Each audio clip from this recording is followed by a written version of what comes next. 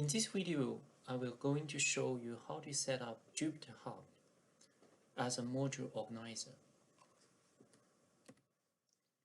So the overall working flow is we start with a Jupyter notebook at our local computer so that you are editing, create your learning or teaching materials. Then we can upload that to the GitHub.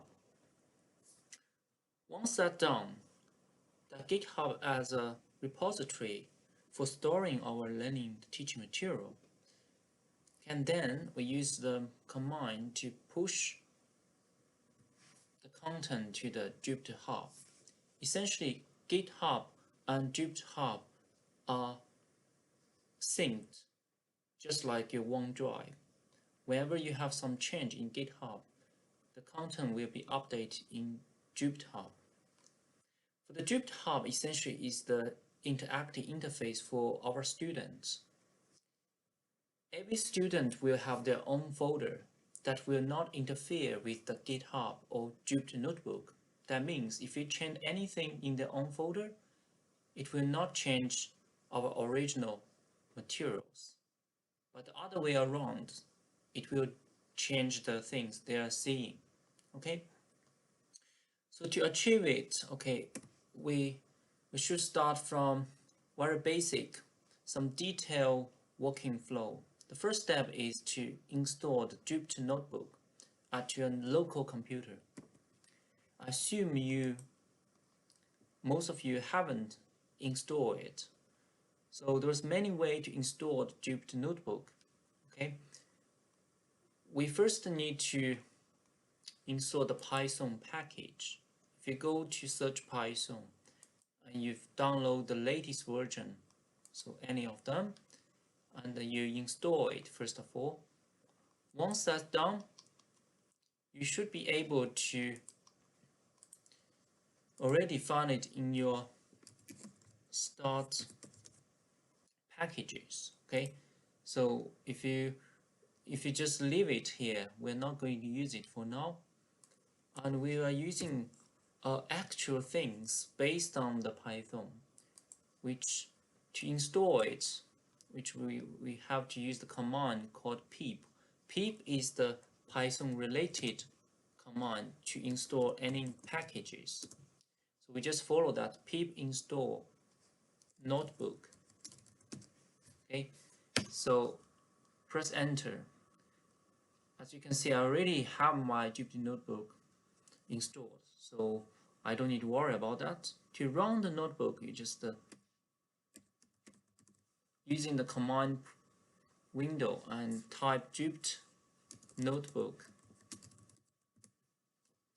Then it will pop up a window, essentially like a web page. Okay, now this window is popped up here, so you can see it's pretty much have the interface which is similar like your working folders, and normally I will put my stuff in a folder I call GitHub because most of the things will sync with the GitHub. Okay, you can create your own folder in this interface. For example, here, click new folder. Okay, normally it will come up like an untitled folder, and you can rename it whatever you want to do it. Okay, and you can also add any new, for example, Python file here. So you can change the name, say this is the example file 1, and then starting from this page you will see we're actually entering the second step of create your teaching materials. So in this Jupyter notebook you can do various things. So if you look at this box here, you can actually change the property of the box. At the moment it's called code. Normally I choose markdown for the initial box, so that I can type some text. If I put one shop here, I will type, okay, introduction, and I press shift and enter. Now you can see it will have the text effect coming out. And then we can put some code, which there's a lot of things we can try. Actually, they're very useful in Python. And for example, you can just write import math. This is the library for all the math related things. And say, okay, I wanna print, first of all, hello world. Okay, it's always the first things you wanted to do. Let's say what it looks like, hello world. And before we have import math, we haven't used it. Now let's think about, okay, for example, I wanted to add in two numbers, a equal to 1, b equal to 2, and c equal to different things. For example, I wanted to using the square root of the math function, math dot square root, let's say 4. Okay, now we can print the second things. For example, we can say the sum of these three numbers equal to a plus b plus c.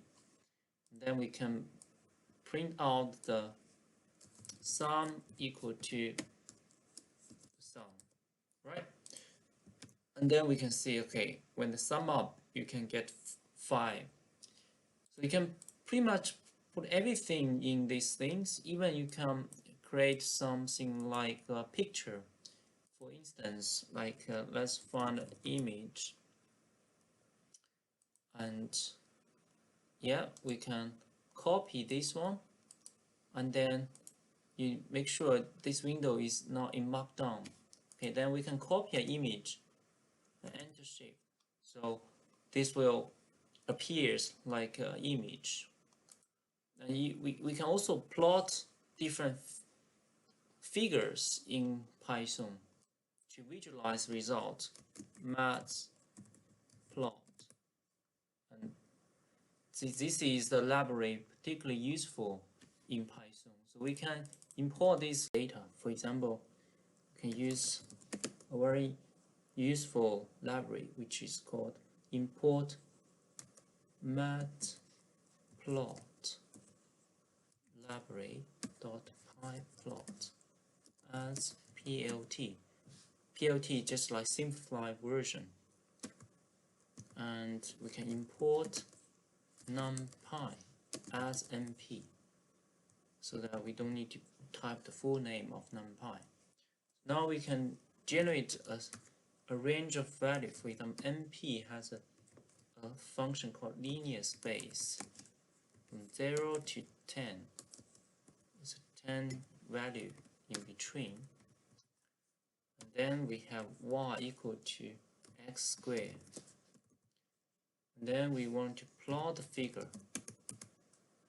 This figure axis equal to plot plt dot subplot. And x plot x y with a line width equal to 2. Okay, and then we shift enter. It will give us the plot. You can always add or delete the box if you want. So you can, if you click the box, you say it's green, you cannot add or delete it, but you press ESC, it become blue. In this state, you can press A. A means add one row, A, and if you want to delete it, just in this case, press D. Double click it, click the D. You should delete it. Okay. So let's assume we finish create that example file, and then we want to upload to the GitHub. Okay, this is the next step. So GitHub is another things we normally need it. Okay, so let's press GitHub, and for our case, okay, we need to find our teaching materials for our school, and particularly you need to find a module belongs to you.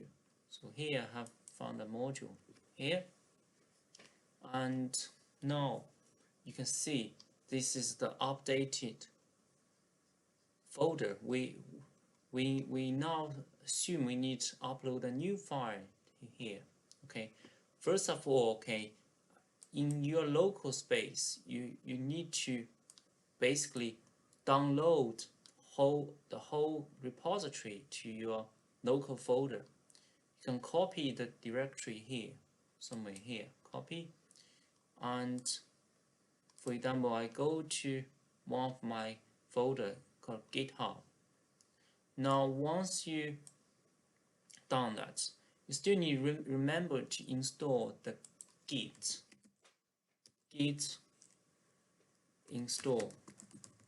Particularly, you wanted to have the git shelf, install the git. Okay, following that, you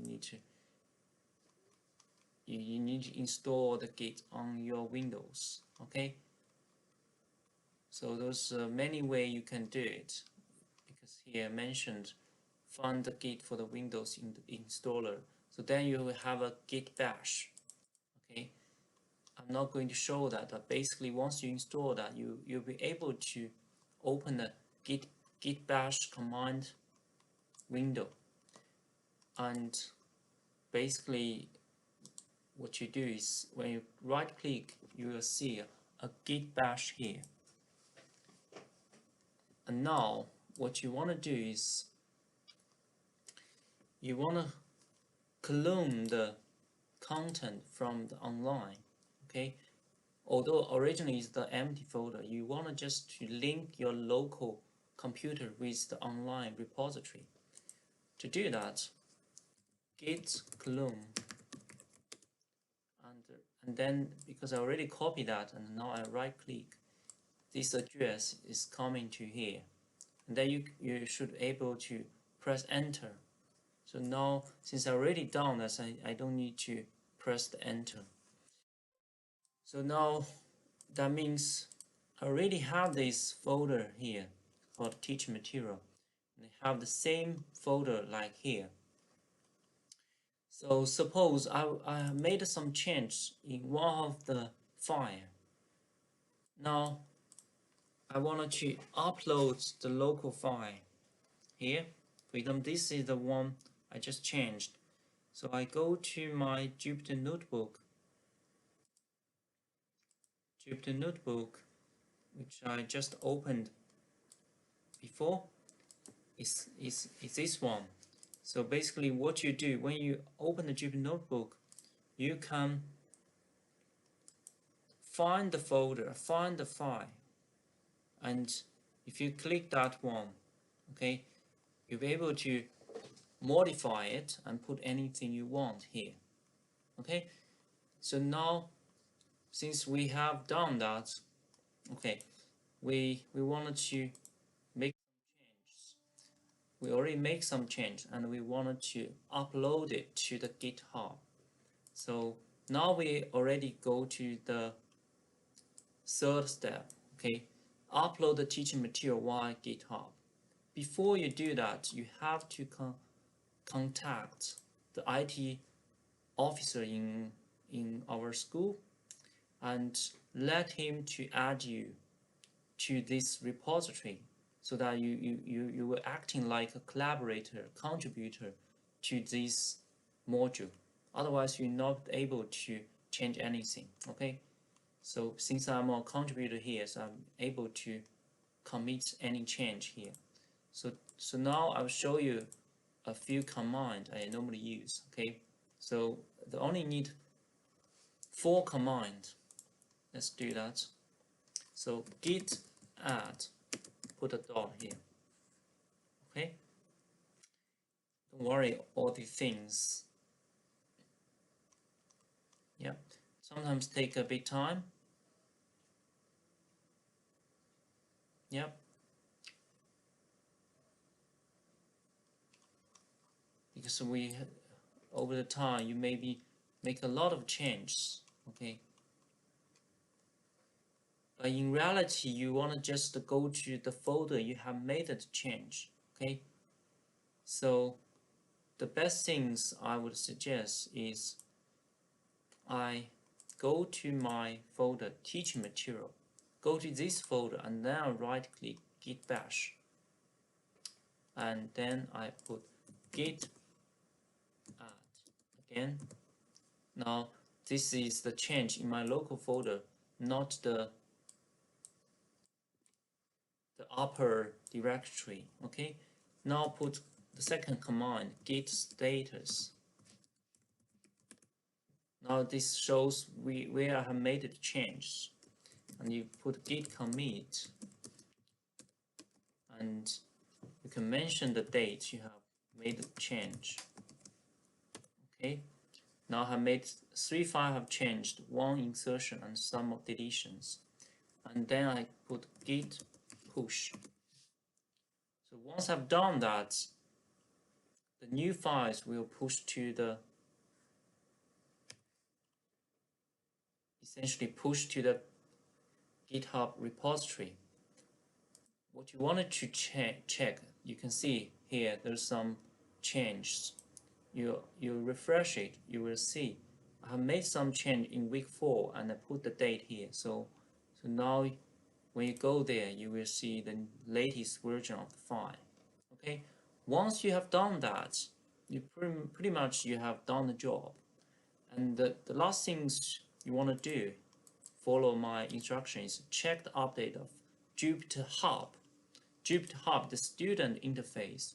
Now, the JupyterHub is, we have this,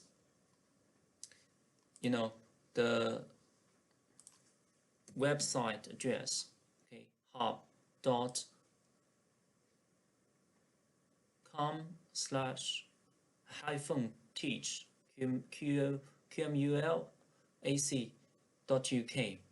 Once you press that, you'll be able to use your email account, basically just the account name and your query email address, query password, and then find your module. This is the one I'm teaching, so I choose that and click start. So now I wanted to check whether the change I made has been updated. So student, whatever they see should be the latest version. Okay, take a bit time. Now you see slight different interface, but it's very similar. Now go to my module, I go to week 4. Now you see a second ago I have changed the things. Yeah, these are the things I've changed. So now you'll be sure students will look at the same things you have uploaded. Okay, that's pretty much how you do it for JupyterHub. Okay, thank you.